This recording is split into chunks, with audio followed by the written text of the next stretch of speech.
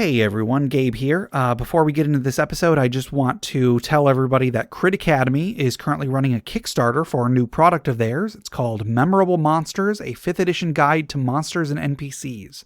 It's been up for about a week now as of this episode going out. We'll talk about it a little bit more in the episode when we get in there, but just go check this out. If you want to search for it on Kickstarter, you can search for that title, or just go to critacademy.com. They've got a link on the sidebar. So good luck to them. Thank you all for listening. On with the episode.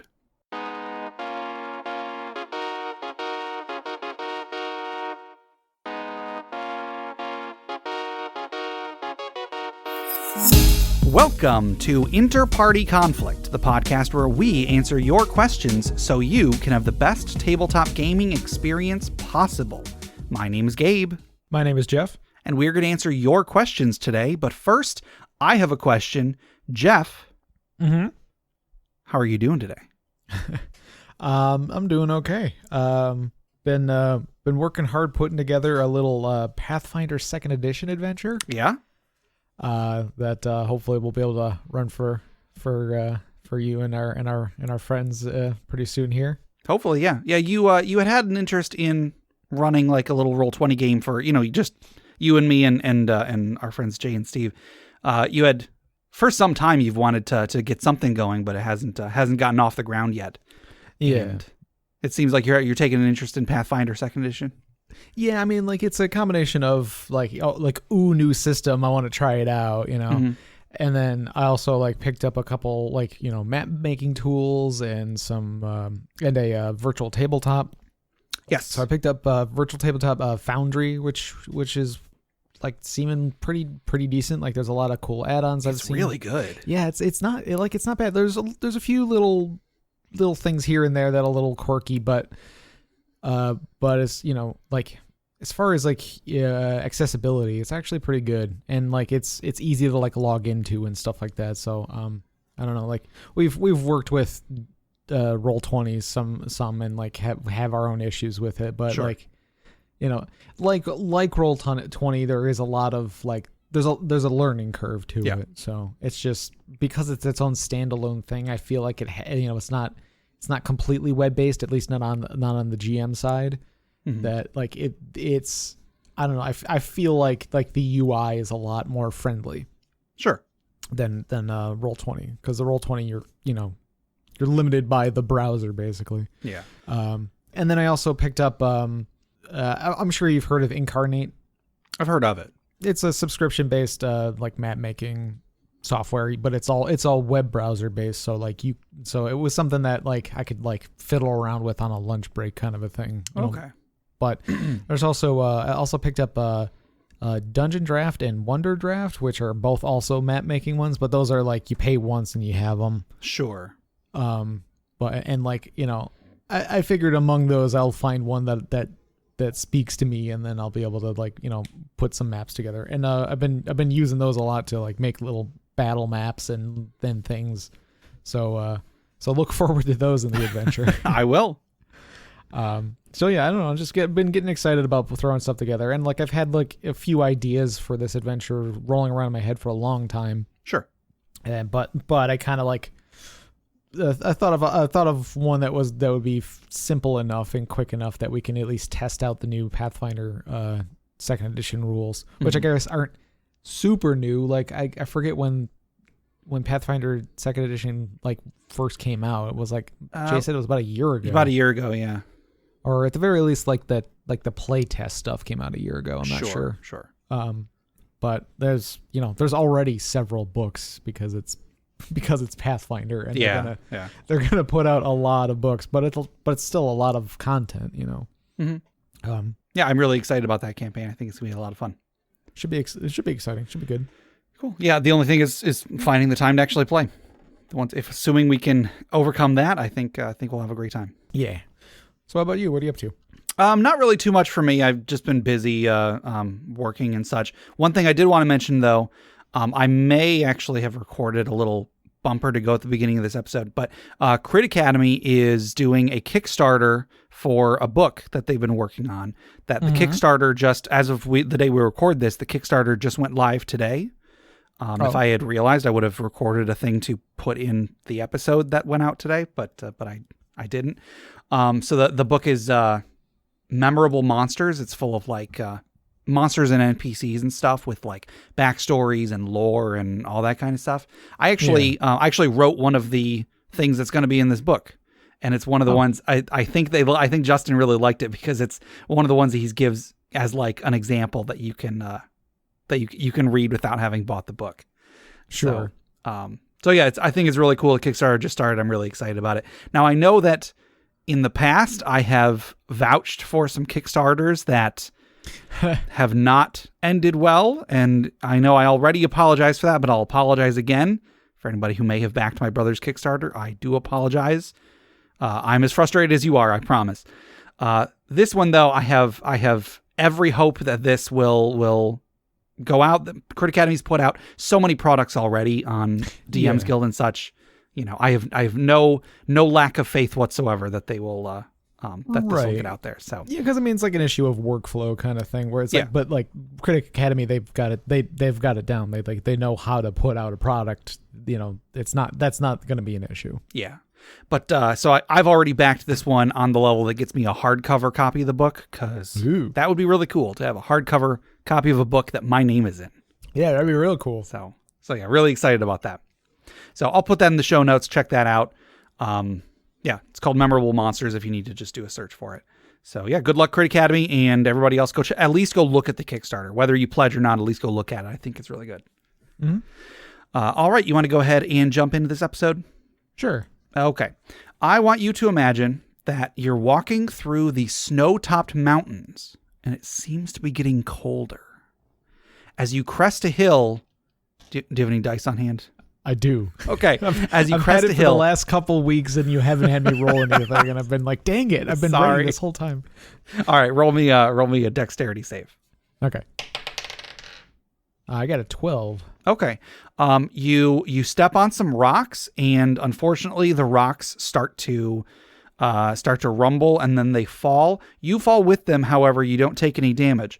But when you land, you hear a raspy old man's voice coming from a nearby cave.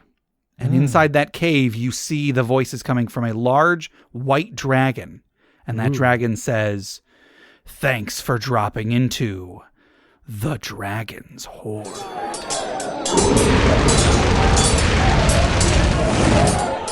That intro was submitted by Lone Wolf Nateman on Discord, so thank you, Lone Wolf Nateman.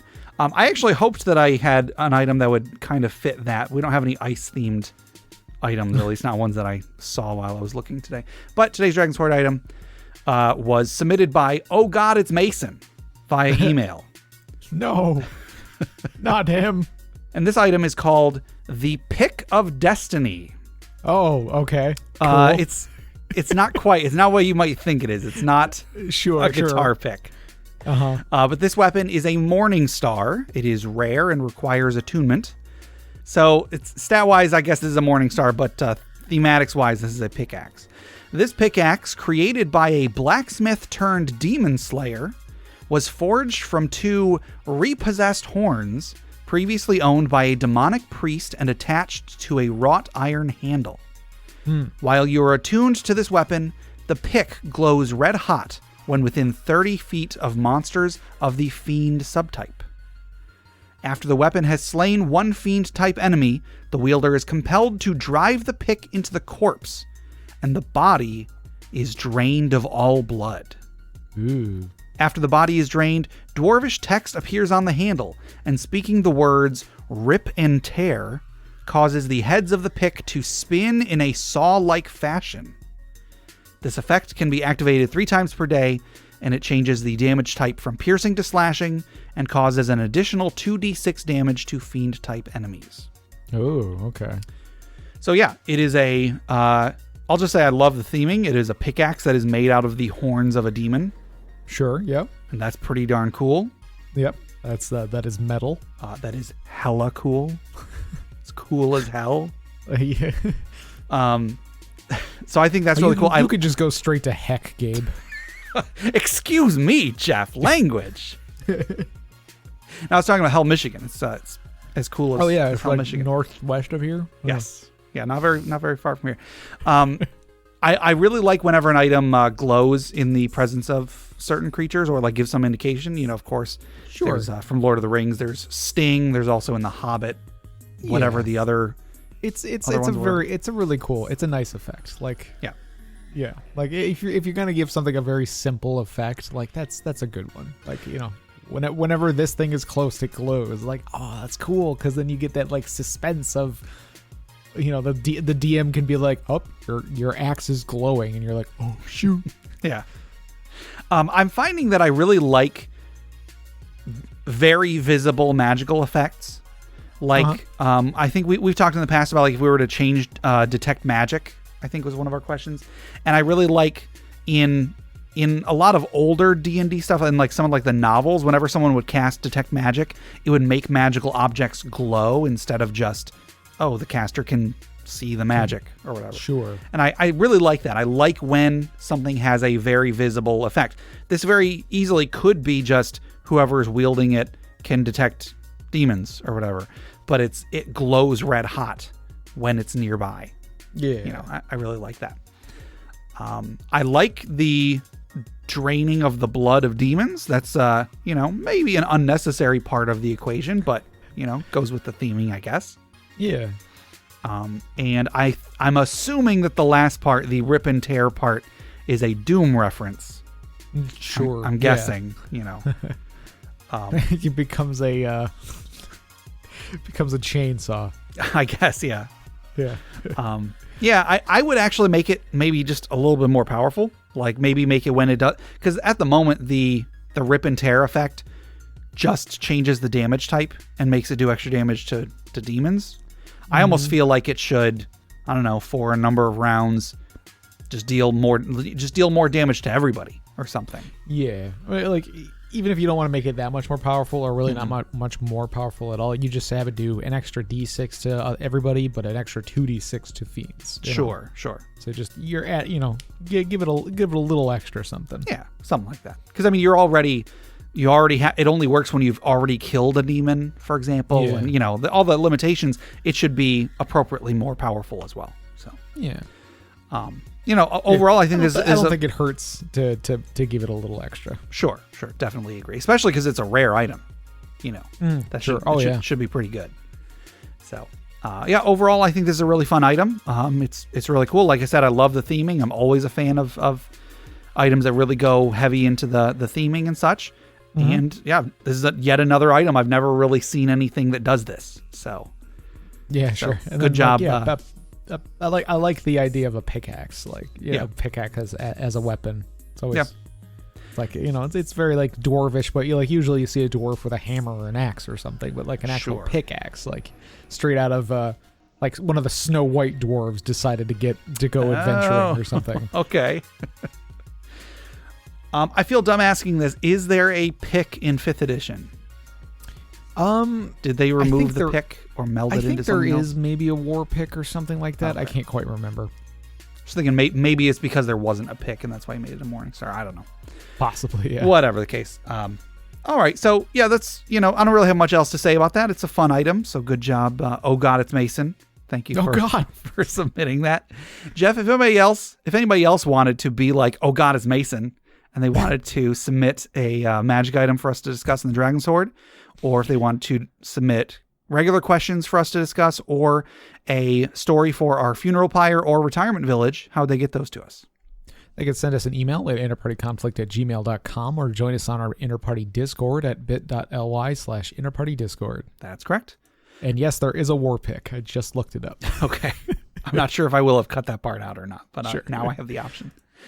All right. And as always, we have a giveaway to give away today. We're giving away a copy of Unearthed Tips and Tricks Volume 1, courtesy of Crit Academy. Just another reminder, go check out their Kickstarter for Memorable Monsters. So Unearthed Tips and Tricks Volume 1 is a great book. It's a collection of 25 character concepts, 25 encounter concepts, monster variants, magic items, DM tips, and player tips. Tons and tons of content in there for players and DMs alike. Anybody can get a benefit out of using this book. It's a great, great product. So, Jeff, who is our winner of this great product today? Today's winner is H Tank. Whoa, whoa, whoa, winner. Gobble, gobble, gobble. Yes, congratulations, H Tank. You should be getting that in your email pretty soon. Be sure to let us know if you don't after a few days. And be sure to leave Crit Academy a review. I can't remember if I've said that in the last couple episodes, but the more reviews they get, the more attention they get, and also the more they can know what to improve on further products.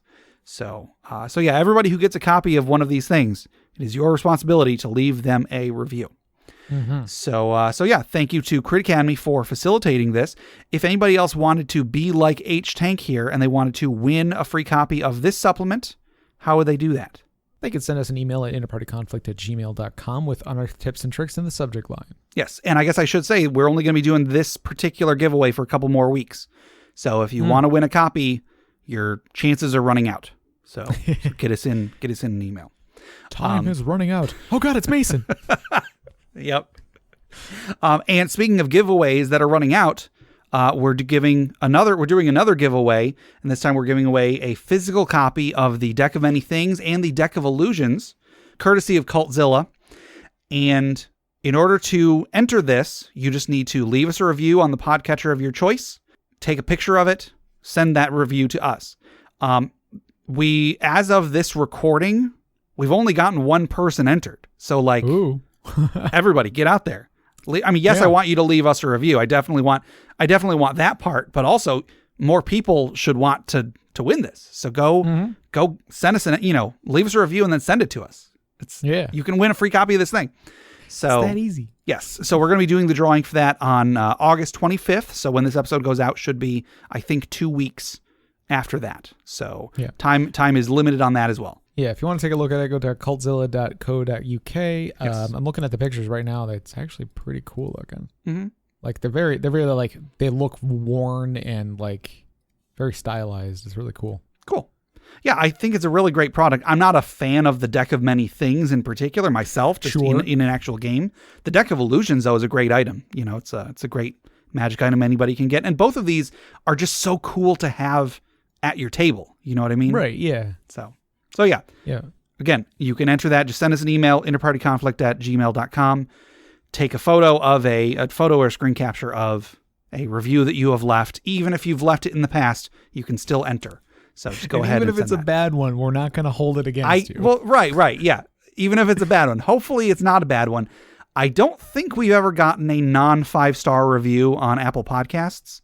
We've gotten, I think, one non-5-star rating, but I think we've done a pretty good job so far. So not too shabby. So yeah, just go leave us a review and then send it in and enter into this drawing.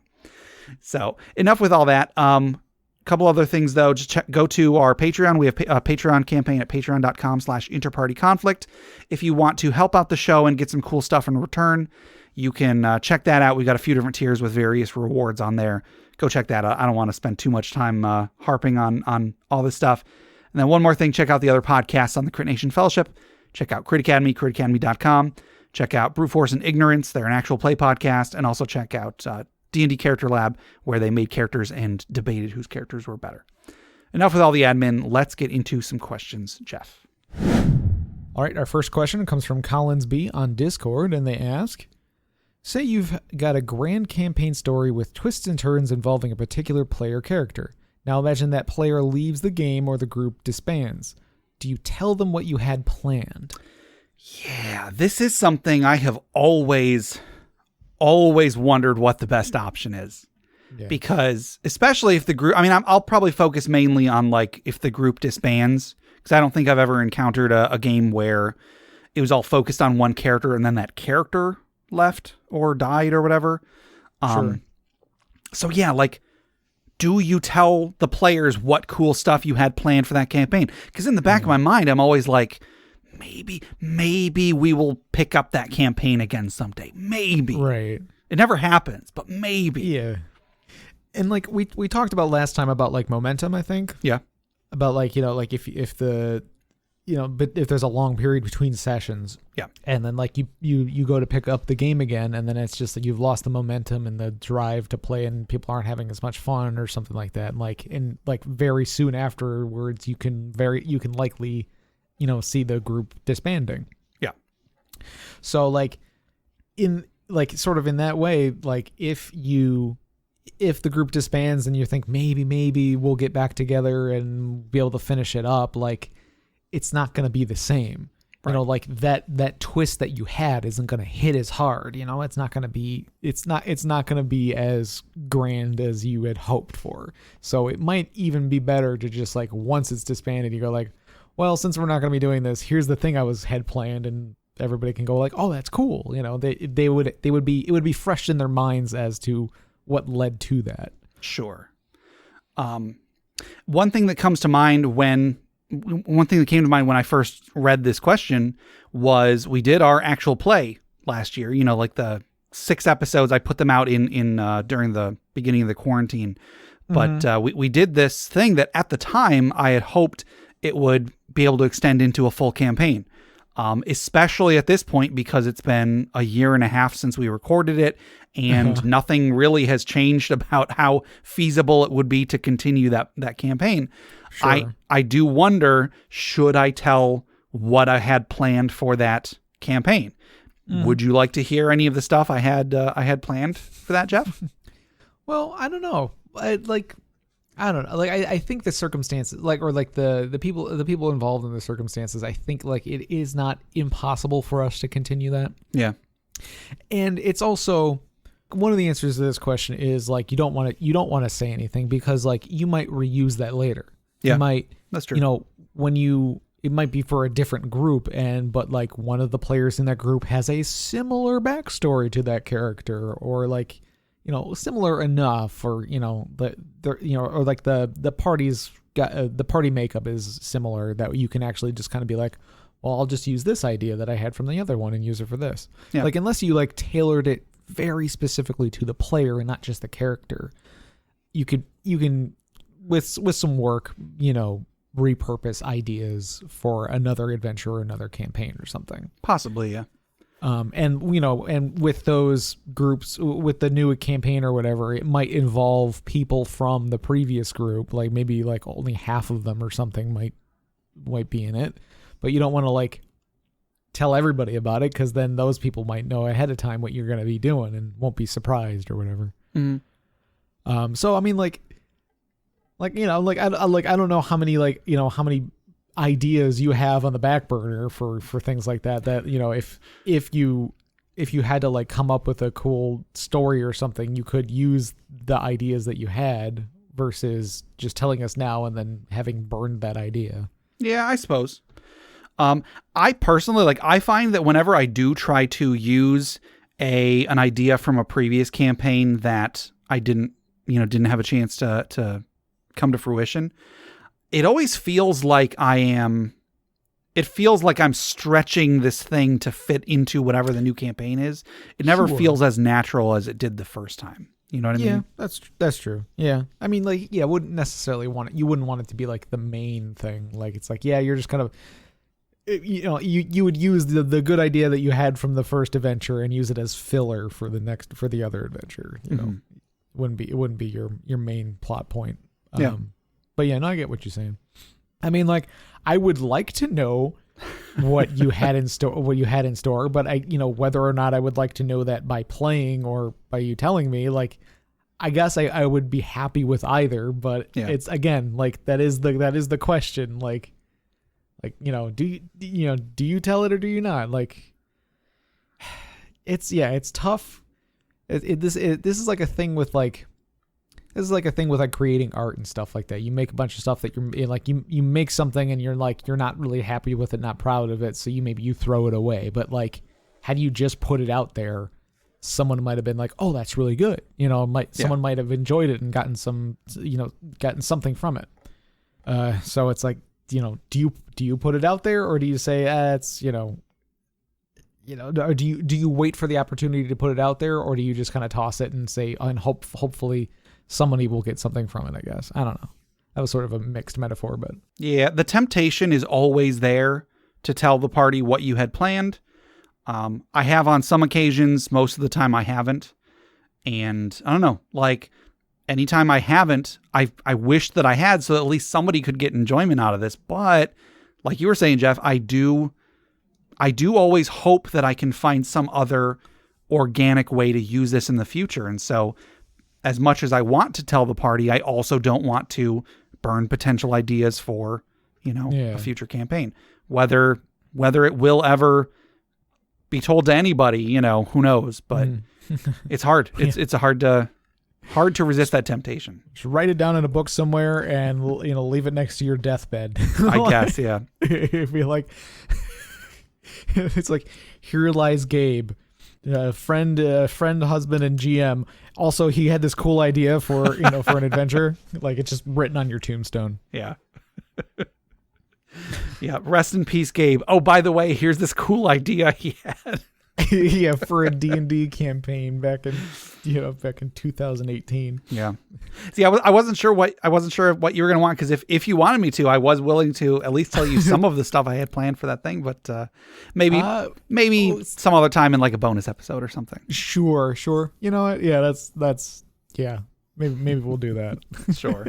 Because also, I guess here's another little like thing about me, at least. These ideas that I have are never fully formed. Like, right, they're always half baked, and a large part of why they never came to fruition is because I never figured out exactly what I was going to do. I just had ideas. And I mean, that's D&D. That's tabletop role playing, because like we've said it many times, like you don't want to overplan. Yeah, definitely. Like you never want to overplan, so you just have these half baked ideas, and you kind of let them kind of happen organically, and maybe some details aren't going to happen the way you expected, but it's something that the players had input in, and so that makes it all the better. Yeah. So it's a tough. This is a tough thing to answer, because it really does depend. Right. It really does depend on you and your group and your expectations for playing that with that same group again. Sure. But I don't know. My money's on just have it written on your tombstone. Okay. If you really don't want to share it, if you really don't want to share it, but you want somebody to know it, if it comes down to it, you want somebody to know it, it doesn't have to be obvious. Like, not, don't put it on your tombstone. Sure. At the very least, you could like go on Reddit, make a throwaway account, and then just post it on r/D&D or something. Sure. So somebody can read it, Yeah. If you at the very least, you'll get feedback on it. And sure. It's Reddit, so you probably won't get great feedback, but you'll probably get a lot of like, oh, there's a plot hole in there. Yeah. Let me try. I'm going to actually pose a slightly different question. Okay. Similar to this one. Let's say, going with the first part of this, you've got a grand campaign story with twists and turns involving a particular character, and then that character leaves. Do you continue the campaign on its same trajectory, or do you come up with a different plot because now that character isn't necessarily going to be part of the story?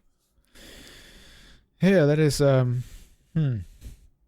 because I know the question was really like, do you tell them what you have planned? And that is its own thing. But do you even do it in the first place? Because I was thinking, if you did still do it, sure, go ahead and tell the player, because you already used that idea after they left or something. But yeah, because if the whole group disbands, right, it is more of a toss up of whether you want to tell everybody. Yeah. But yeah, if it's just for one person, but you kind of do have to keep the campaign going, and you might still need to use that storyline that you had in mind. Mm-hmm. Yeah, that's tough, because it really depends on how like involved that particular character was in your idea. Sure. Like, you could still kind of go forward with it, or you could go forward with it, although change the outcome to like he won't survive, like kind of a thing. Like if it was something like that, like if the idea did lead to like a fight with a big bad evil guy or something like that, and you would just have that character die in that moment, and that's how that player leaves the group or whatever. But yeah, I would imagine, like, if you ended up using it in the adventure that the player left, I would be like, well, this was what I was going to do for you, but I ended up doing it this way, Sure. I feel like if the player leaves, the easiest solution to dealing with that plot line is that now that player's character is just an NPC. Yeah. And it can still involve them. They could even technically still be a part of the party, just they take the role of an NPC rather than a PC or even a DMPC. So they can still, it'll still feel a little weird if like, okay, now this character who was played by an actual person is now just an NPC and they're still involved in all of the important stuff. They are the one that deals the killing blow on the bad guy or whatever. That would feel kind of lame if that was all relegated to an NPC. But that's the simplest solution.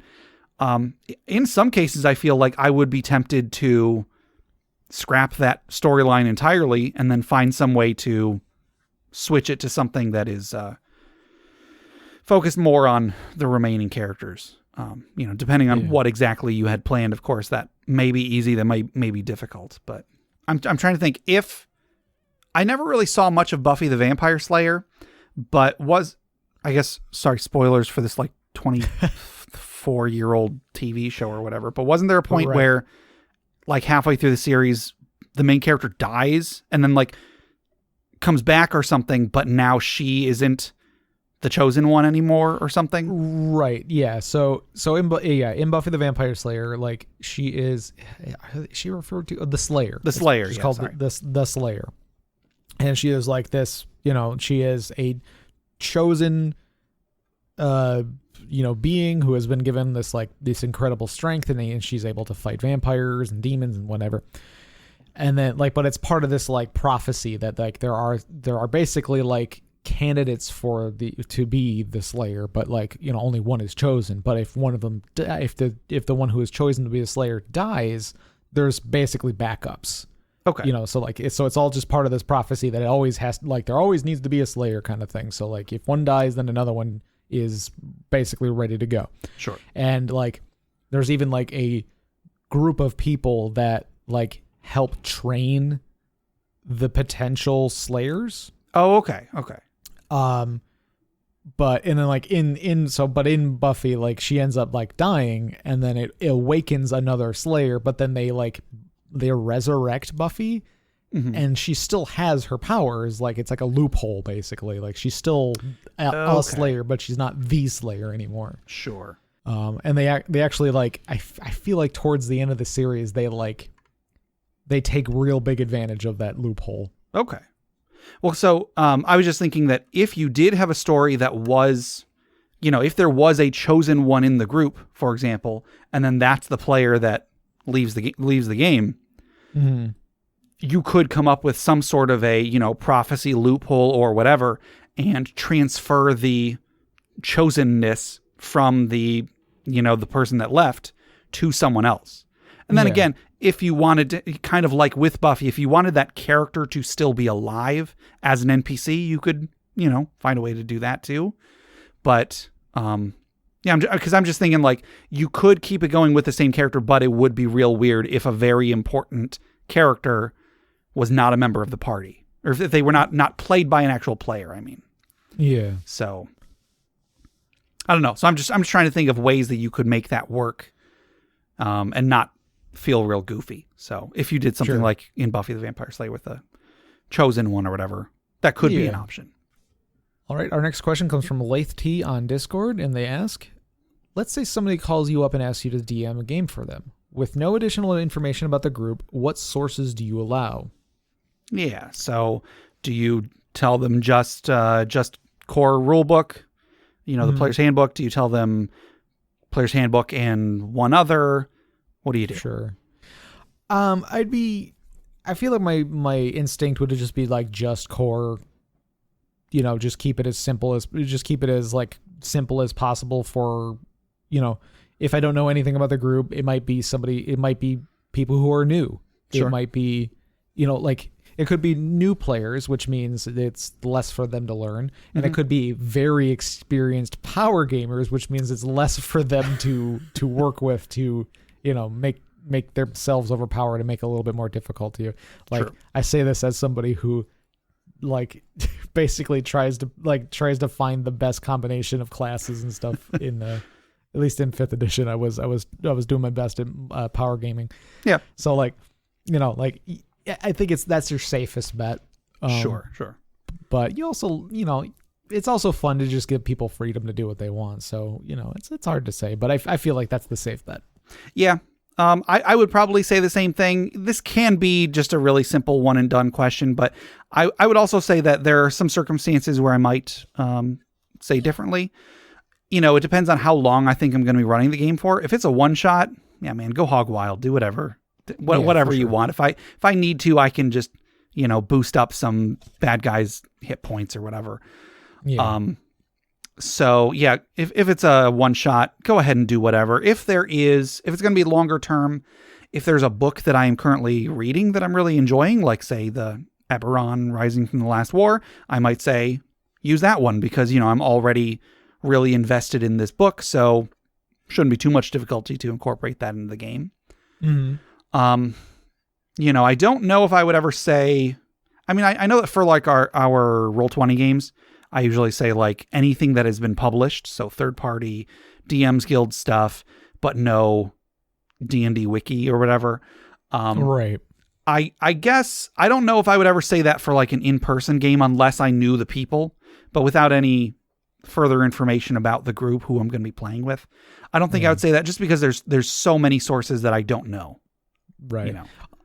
Although like, so is the stuff on DM's Guild, like they don't like vet that, like that's right. That's basically just as free as the wiki is. Like you could basically put up anything up there. I'm pretty sure, right? In some ways, yes, you're right. And I could see someone feeling that way. However, I feel like if they are going through the effort of submitting it to because it is a bit more involved to get something submitted onto DM's Guild. That's like fair, yeah. Like you said, they're not vetting it. They're not checking to see how balanced it is. But I feel like it's hard. It's you have to be more committed to getting it onto the internet if you're putting it on DM's Guild. Whereas the D&D wiki, it's just a matter of clicking the edit button and then putting whatever you want. So, in those cases, I'm always a little bit prepared for somebody to show up with like, oh, I've got this book and I'm twice as powerful as anybody else. And in that case, I'll deal with that when it happens. Sure. But, off the bat, I'm more willing to accept DM's Guild than I am to accept D&D Wiki just because of the amount of, if someone's going through that effort, I feel there's less chance of it being stupid, Sure. I usually would want to go with like, anything that is like official published. Like that's easy enough because then there's like, at the very least, they've done some play testing with it. It's not always apparent, but they've done some work on like making sure everything is balanced as possible, even though there's always going to be power creep. It's just, there's no stopping it. Sure. But yeah, like again, like if I had absolutely no idea what the group was, I feel like the safest bet is just keep it core. Cause like, again, like if it is newer people, you don't want to scare them off with too much information. Sure. Yeah. And I definitely agree with you there. Okay. I think that'll do it for our regular questions for today. So we do still have our social media questions. Our last social media question was, do you have a D&D themed drinking vessel? Do you recall if you had an answer? Not D&D themed, but I do have my goblet that I have, or not goblets, just like a beer stein thing. Sure. Tankard. I don't know. I don't know the proper term for it, but it's the thing that goes with my Renaissance festival garb. So, sure. Big metal mug with a leather wrap on it. Yeah. Yeah. I don't think I have one. I did mention that I have a mug that I painted to commemorate our Age of Worms campaign that had just finished. But beyond that, no, I don't have anything. Don't have anything that is specifically D&D or fantasy themed. Although I could 3D print some stuff if I was so inclined. We got just a few responses over on Facebook. Nathan H says, not D&D, but I have this. And then he put up a photo of I believe it is a Game of Thrones. Yes, it is a Game of Thrones themed cup. It's got a sword a sword handle for the handle. It's got like a silhouette of a wolf, and then it says winter is coming, and then Stark. Nice. And then Sean M says, no, and I feel I should have a Stein or something by now. I've thought of buying an insert like in the picture and 3D printing one. Because I put as the picture, a picture that Dustin actually put on the Discord of it's like some sort of, I think it has a metal insert in, a 3D printed or sculpted dragon mug thing. So over on Reddit, we got a couple. Alistar the Minotaur says, my girlfriend got a hand-engraved glass with the cleric symbol on it for Christmas from one of her fellow players. Granted, she was playing a necromancy wizard, but the player was new and the gesture was much appreciated. Yeah, I can understand that. Pruno says, I don't have the mug, but I make my own wine and enjoy drinking my mixed berry wine called Dragon's Blood. Ooh. We did not get any on Twitter and on Discord. Lone Wolf Nateman says, I have a couple nerdy ones, but not D&D specific. I have one that is a mug shaped like a D20 that has a lid for keeping in heat for coffee or tea. And I'll actually say I have that on my Amazon wish list, but I have never actually bought it. Sure. And then he goes on to say, then I have one that is comic strip style Deadpool saying, out of the way, nerd. There is one I've seen advertised on Facebook and shared once or twice that has a dragon and the standard array of dice, and it says, Tears of My Players. I'm a DM half the time, so I find it fitting, even though I'm not a kill count style DM. Sure. Yep. And then... I'm looking at this D20 mug, and that is something you should have, Gabe. I guess. Maybe I'll... Remind me around Christmas. I'll get that for you. Sure. And then Dustin made a comment about the dragon mug looking very much like his, because it is his. Autumn Wind says, probably my most thematic mug would be my Uncle Iroh mug that says delectable tea or deadly poison. But I wouldn't use it for D&D as it is a standard sized small mug.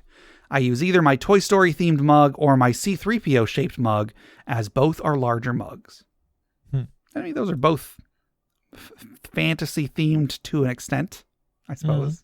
So that was our last social media question. Our next social media question is, what was your favorite NPC you ever encountered? And this is directed specifically at players. I know the DMs could probably talk about an NPC that they have made or whatever. That's not what I'm asking. Maybe that'll be a different question. So players, what is your favorite NPC that you have actually encountered in game? Trying to think. See, and listeners, I have a special privilege here because I know that I have been a DM for Jeff in the past. So my hope is that then he brings up an NPC that I made. So right. So wink. I have to pick one. I mean, you can pick whatever you want. I'm just, yeah. Just saying, I found the loophole. Sure. I can't. Well, because there was the NPC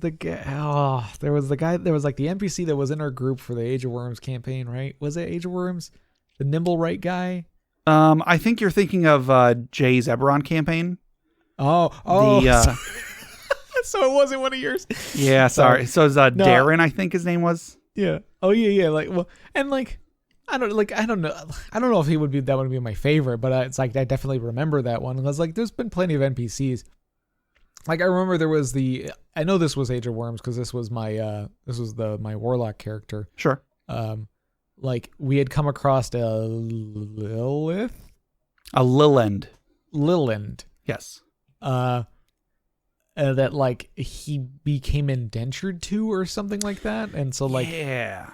I did have some post campaign oh yeah, what you always have that thought of well, what does my character do after the campaign? It's well, I know what mine was doing. He was basically working for a outsider, and but I kind of had it him he's probably going doing plane walking and doing errands for her or something like that. Sure.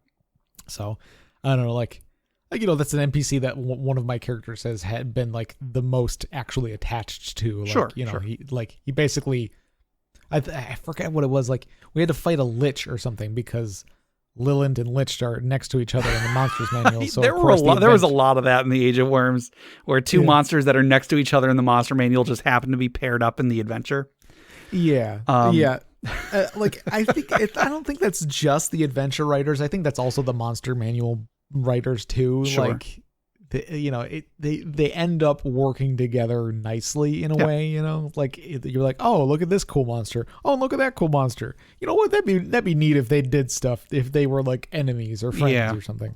Like I'm not surprised that it happens sometimes. It just happened relatively often in that adventure path. So there was also Spellweavers and Spawns of Kios. And it turns out that Spellweavers are responsible for creating Spawns of Kios. Spoilers for Age of Worms, I guess.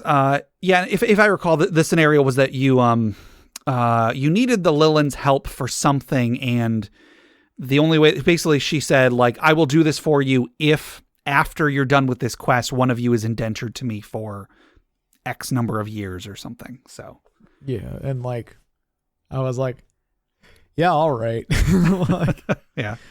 Like, like he kind of saw it as like my character kind of saw it as like a learning experience, to like an apprenticeship sort of thing. So, yeah.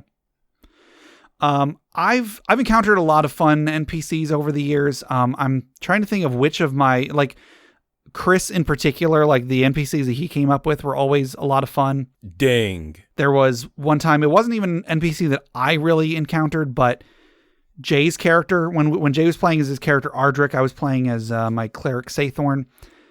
Jay's whole backstory, not his backstory, but the way that he got into the campaign was he woke up in this guy's basement. I guess like he had been drugged and taken prisoner and was like forced to be a gladiator or something in some sort of like underground pit fight. And then this guy, his name was Grundy, I think, like bought him and then set him free. And so as a result, Jay just like lived with this guy for a little while. And then I think Grundy eventually died and Jay got his house. And then it turned out that his house had like, it used to belong to some powerful wizard. And so there was like a hidden magical basement that nobody was able to access because it was magically warded. So like my character, once I was powerful enough, had to cast like a anti-magic zone, anti-magic field or something to get past the wards or something. I don't know. It was just, this was such a bizarre NPC, and Chris always did such a great job of, he had this really, this scratchy voice and, just the characterization that Chris would do for this character, for all his characters were just so good. And they're very small NPC. There was another time we were playing a Mutants and Masterminds game, and Chris was playing just like a one-off little goof. He was running the game, and he was basically, Nick had to deal with one of his like ex-girlfriends, and while Chris was playing as this NPC ex-girlfriend, the two of them just would not stop bickering at each other in character. And I was rolling on the floor laughing. It was so much fun listening to the two of them go back and forth. So really, I would just put anything under the umbrella of Chris, but I would probably say Grundy off the top of my head is one that comes to mind. So Grundy. Yeah. And like, what the heck is that name? You know what I mean? So I'm really excited. I hope I want to have a good assortment of questions where people can really just, go all out on their answers to the questions. So I am excited to see if anybody had any particularly fun NPCs, but again, try not to put ones that you yourself made. If you're the DM, I'll maybe have that as a separate question. Try to just have like an NPC that you encountered while you were a player. Sure. All right. Well, that'll do it for our questions for today. But before we close out, let's wind down a little bit. Let's take a deep breath. Let's remember those who have come before us, who have maybe given their lives so that we may have a better world to live in, as we toss another log onto the funeral pyre.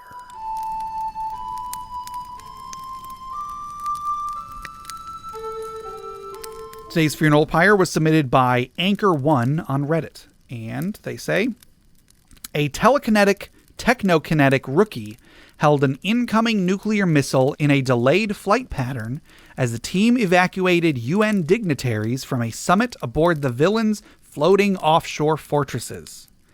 Using all his strength and bleeding from mortal bullet and shrapnel wounds, he held off the impact with just enough time to transmit a final goodbye to his compatriots aboard the fleeing lifeboats. And that message was, we did good. Oh. So yeah, I mean, a short one and a poignant one, I guess. I guess I don't really have much else to say, but let's raise a glass in memory of this telekinetic, technokinetic rookie, as we say to this character, you did good. Clink. All right, well, that'll do it for today. To submit questions for us to discuss, items for the Dragon's Hoard, or stories for the Funeral Pyre, please email us at interpartyconflict@gmail.com. For show notes, links to media mentioned on the show, and running lists of questions and magic items, go to interpartyconflict.com. You can join the discussion on social media. You can find us on Facebook. We're on Reddit, on our Interparty Discord. We're also on Twitter at InPartyConflict. Check out our weekly social media questions. If you answer them, your answers might end up on the show. You can find us on iTunes, Google Play Music, Stitcher, YouTube, Spotify, iHeartRadio, anywhere you download podcasts. Please rate, review, subscribe, or just tell a friend. If you leave us a review before August 25th, and then take a picture of it and send it to us, we will enter you into the drawing to win a free copy of the Deck of Many Things and the Deck of Illusions. So please get those into us. There's not many people in the drawing right now. If you'd like to support the show monetarily, you can check out the rewards at patreon.com/interpartyconflict. We have a few different tiers, so anything you can spare, even $1 a month, would go towards making the show better, and you'll get bonus content for it. Jeff, tell us about FriendQuest. FriendQuest is a YouTube channel where you can watch us play video games. Yes. Speaking of video games, check out my side project, the Arcade Memories Podcast. If you'd like to submit your own childhood memories of going to the arcade, record them or write them to me at arcadememoriespodcast@gmail.com. Also, head over to bit.ly/interpartyconflict to take a short survey about our show, what you like, what you don't like, etc. And just for taking it, you'll get 2 free printable board games, courtesy of Mary and Tom over at hollandspiel.com. And our music is made by Boxcat Games from Nameless the Hacker's RPG. So, Jeff, until next time. No, Gabe, you did good. Well, thank you.